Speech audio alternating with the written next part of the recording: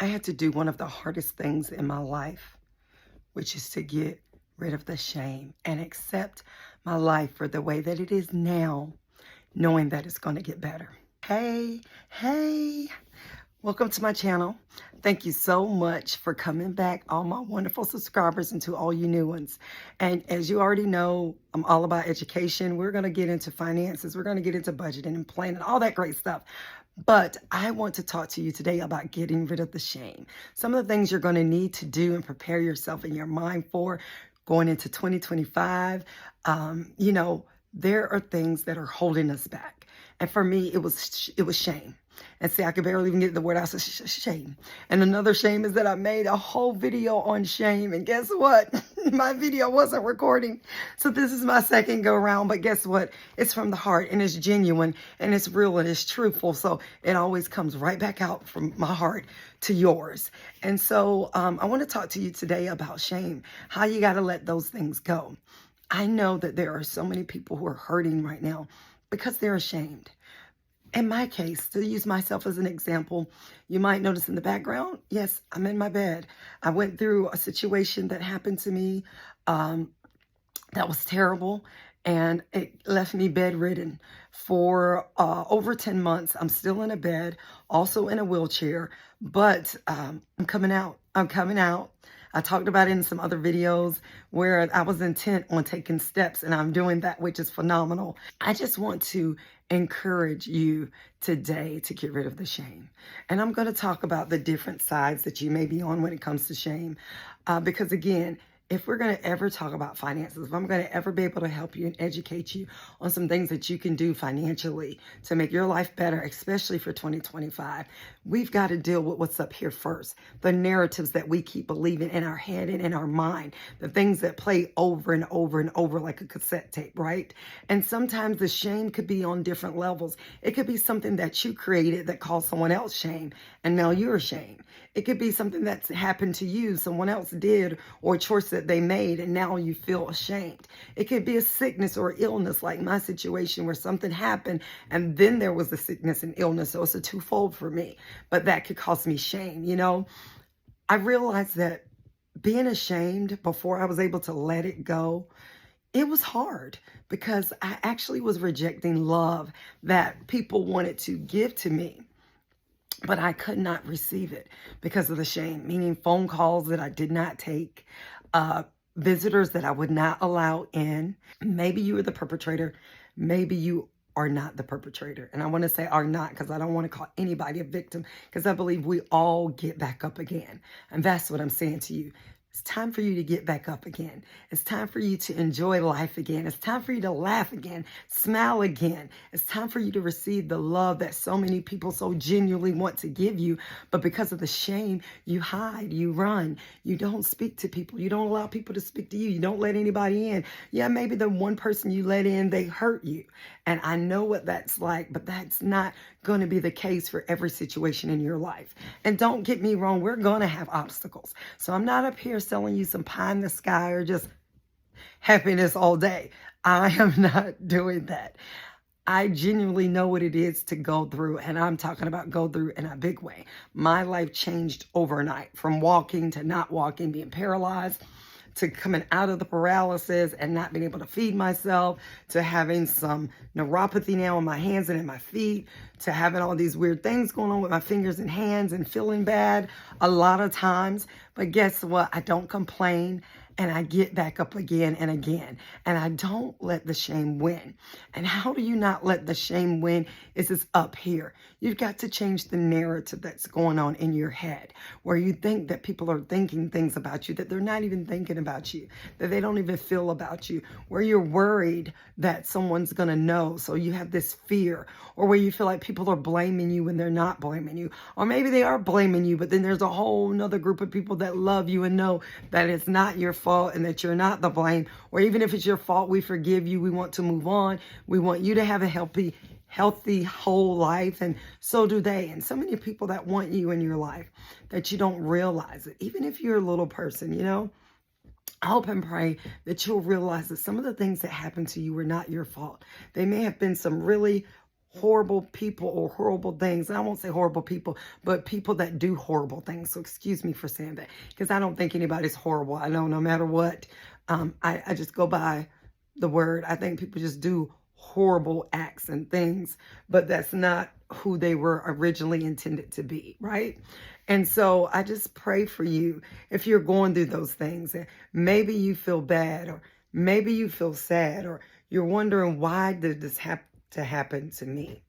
And shame will grip you, and it will take you to a place that you feel like you can't come out of. But I'm here to tell you today, you can come out of it. There is hope for you. There is help for you. And that hope and help starts with you. You have to be the one to make the decision to want to make the changes in your life for the better.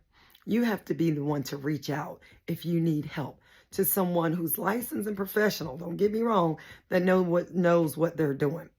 You have to be the one to take the time to read your Bible or read the word and know what it says about you. Yes, I'm a believer, so if that offends you, I make no apology for it. Just like, you can click on, click off, and I don't say that in an ugly way, but I'm just saying that I'm not going to be ashamed of what I believe and what has helped me and what I know has helped millions of other people and can help you. But you have to change the narrative up here. It starts with you. It starts with seeing yourself better. It starts with seeing the image of who you really are, which is not shame, You may have been rejected by people you love. I know what that feels like. I was raised in a single parent home, so I get it. But I'm here to tell you, even in that, you can come out of that shame. You could come out bigger and better than where you were when you first started. It's totally up to you in your mind, in your heart, what you want to do. No one can make you do it.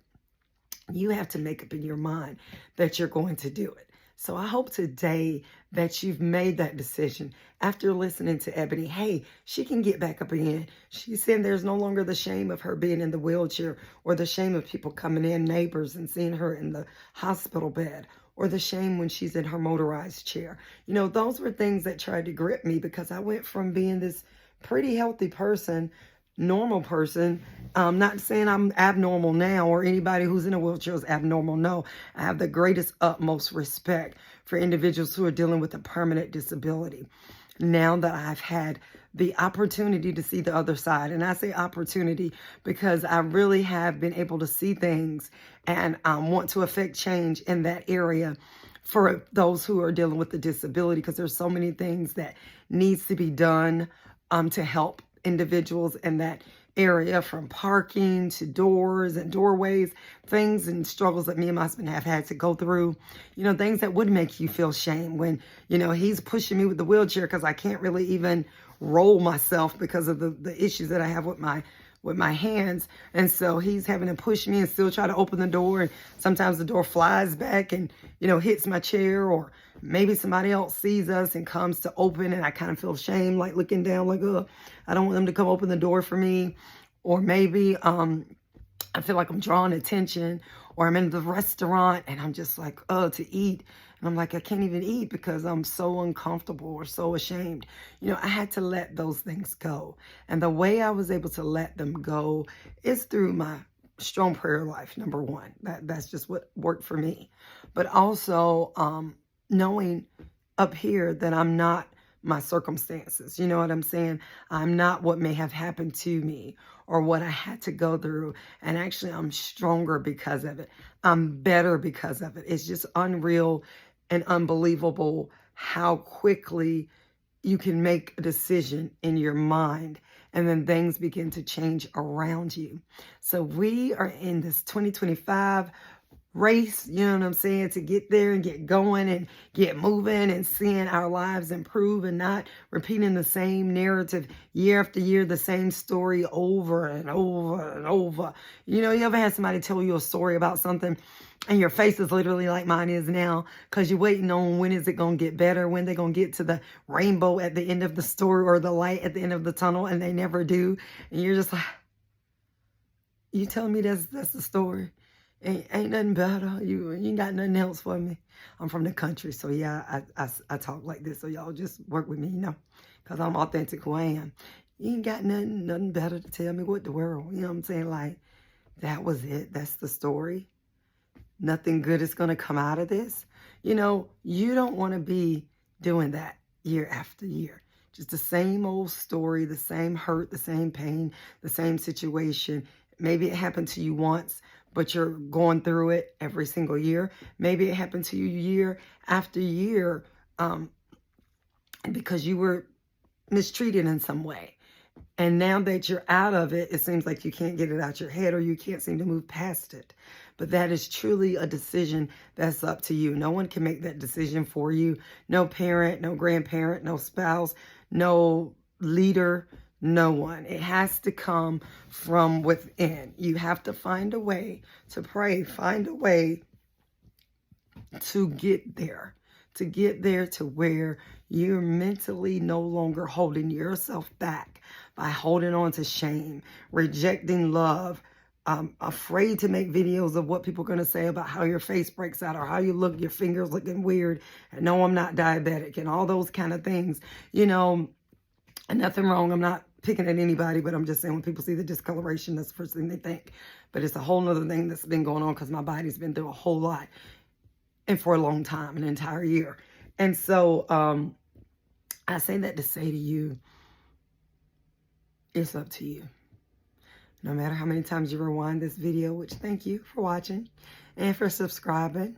But you've got to make the change. I, Ebony, cannot make it for you. No one else can. It's up to you. You got to want to do it. It's so much better on the other side. Again, we're going to talk about a lot of great things, financial things. That's my heartstring, budgeting and saving and investing and trading and all those wonderful things we may talk about on this channel. But I can't help you help yourself if you won't first get this situation here under wraps. You hear what I'm saying? And don't think it's going to happen overnight. It might be little by little by little by little. But there's a saying that says, don't curse the blade. And we don't want to curse the blade. It's the little things that add up.